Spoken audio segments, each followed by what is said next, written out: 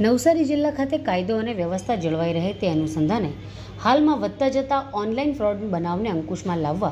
આવા કામગીરી કરતા ઈસમોને પકડી પાડી તેઓ વિરુદ્ધ કાયદેસરની કાર્યવાહી કરવા માટે પોલીસ અધિકારી તરફથી જણાવવામાં આવ્યું છે.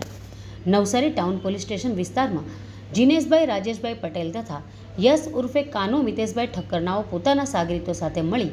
ક્વિકર જોબ્સ નામની વેબસાઇટ ઉપર ટાઈપિંગ જોબ વર્કનો ટાસ્કવાળી જાહેરાતો આપી સાયબર ફ્રોડ કર્યું છે. જે આધારે પોલીસ કોન્સ્ટેબલ પ્રદીપભાઈ રાજેશભાઈએ રેડ કરતા આ બંનેની પૂછપરછ દરમિયાન તેઓ જીમેલ પર ખોટા અકાઉન્ટ બનાવી ખોટા અકાઉન્ટોના માધ્યમથી